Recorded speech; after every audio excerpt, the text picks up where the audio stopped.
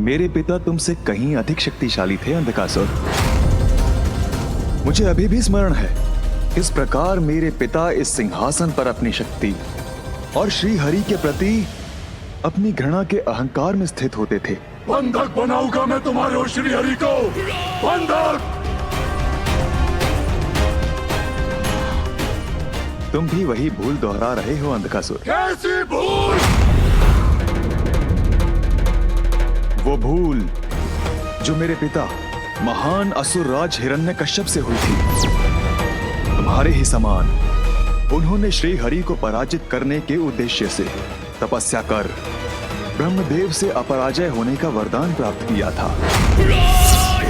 मेरे पिताश्री ने दीर्घकाल तक ब्रह्मदेव की कठोर तपस्या की।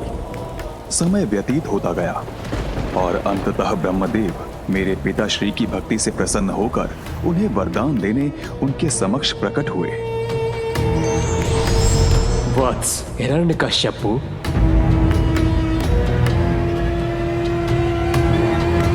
प्रणाम ब्रह्मदेव। तुम्हारे तप से प्रसन्न हुआ मैं। कहो, क्या वरदान चाहते हो? ब्रह्मदेव, न दिवस में न रात्रि में, न भीतर न बाहर, न आकाश में न पाताल में, न नर से न देव से, न यक्ष से न राक्षस से, न घरव से न किन्नर से, न जलचर से न स्थलचर से, न उभयचर से न नवचर से, न मंत्र से न तंत्र से मेरे प्राण किसी से भी न जा सके।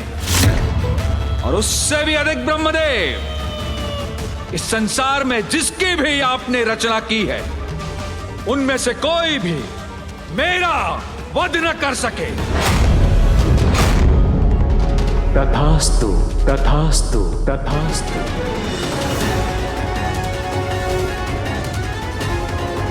जहां एक ओर मेरे पिताश्री तपस्या कर ब्रह्मदेव से वरदान प्राप्त कर रहे थे, वहीं दूसरी ओर इंद्रदेव ने मेरी माता का अपहरण कर लिया। मेरी मां का हरण कर उन्हें अपना बंदी बनाने का प्रयास किया, जिससे वो उसके गर्भ में पल रहे शिशु का वध कर सकें। परंतु देवर्षि नारद ने उन्हें समझाया और इस घृणित कार्य को करने से रोका। अपने संभावित पाप कर्म से भयभीत होकर देवराज ने माता देवी लीलावती को देवर्षि नारद के पास ही छोड़ दिया।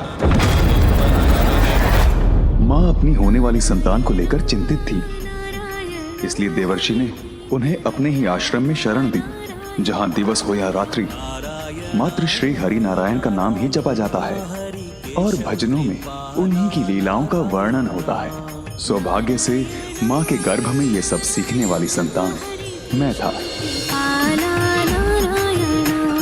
तुम जग के स्वामी जगपाल हो, तुम हो भोर विष्णु, तुम रात हो, अंता भी तुम अनंता भी तुम, निर्बल सबल सबके नाथ हो।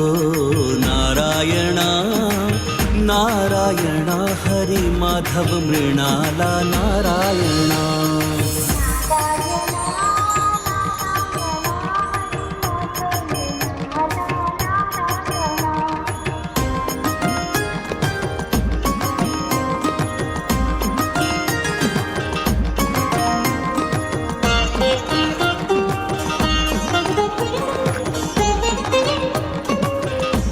एक ओर जहां मैं मां के गर्भ में हरि भक्ति में लीन था, वहीं दूसरी ओर मेरे पिताश्री देवताओं से युद्ध करने में तल्लीन थे, ताकि वो उन पर अपना अधिकार और वर्चस्व स्थापित कर सके। असुरराज हिरण्यकश्यप की जय! असुरराज हिरण्यकश्यप की जय! असुरराज हिरण्यकश्यप की जय! असुरराज हिरण्यकश्यप की जय! असुरराज हिरण्यकश्यप की जय! इसके पश्चात मेरे पिताश्री वैकुंठ पहुंचे, ताकि वो प्रभु श्री नारायण को चुनौती देकर वहां भी अपनी प्रभुता स्थापित कर सके। चलिए श्री हरि को चुनौती देने वैकुंठ गया था मैं, किंतु वो वहां से भाग गया। अवश्य ही मेरे वरदान के विषय में जानकर कहीं छुप गया होगा वो।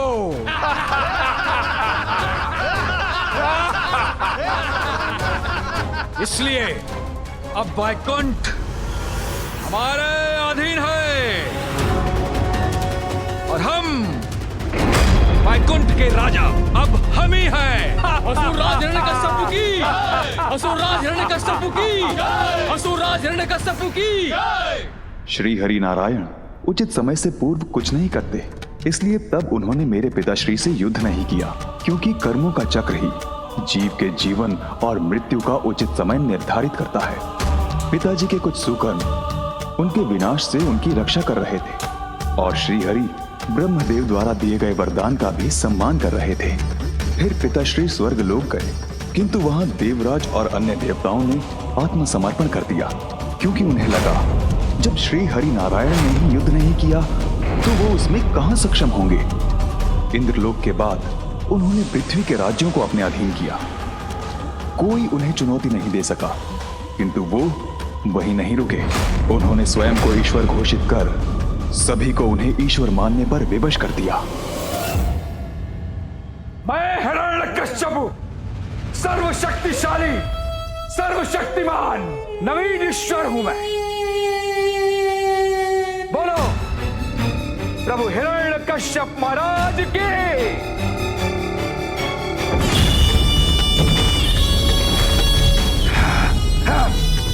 बोलो पिताजी माता और मुझे देवर्षि नारद के आश्रम से लौटाकर ले गए, जहां एक ओर वो सभी को अपनी भक्ति के लिए विवश कर रहे थे, वहीं मैं सदैव हरि भक्ति में लीन रहने लगा। ओम नारायणाय नमः, ओम नारायणाय नमः, ओम नारायणाय नमः, ओम नारायणाय नमः, ओम नारायणाय नमः, ओम नारायणाय नमः, ओम नारायणाय नमः, ओम नारायणाय नमः, ओम नारायणाय नमः, ओम नारायणाय नमः, ओम नारायणाय नमः, ओम नारायणाय नमः, ओम नारायणाय नमः, ओम नारायणाय नमः। मेरे गुरुओं को इसका भय था कि पिताश्री को मेरी हरि भक्ति की भनक पड़ गई तो मेरे साथ उन्हें भी दंड मिलेगा। प्रहलाद मेरे पुत्र। पिताश्री, पिताश्री, पिताश्री।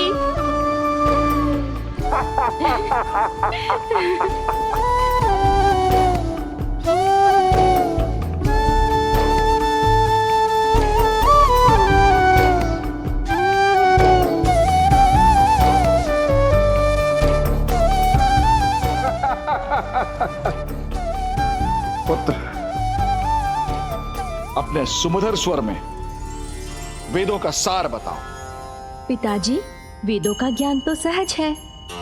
धर्म के पथ पर चलना, उचित कर्म करना और त्रिलोक के स्वामी श्री हरि विष्णु, जिनसे संपूर्ण संसार गतिमान है, उन्हीं की आराधना करना हमारा धर्म है। वो सदैव अपने भक्तों की रक्षा करेंगे।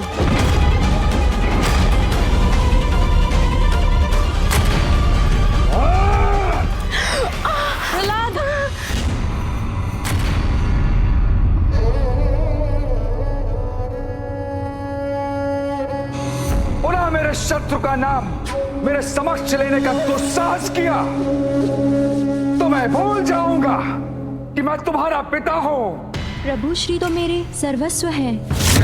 मैं श्वास लेना छोड़ सकता हूँ, किंतु उनका नाम लेना नहीं। नहीं स्वामी, नहीं।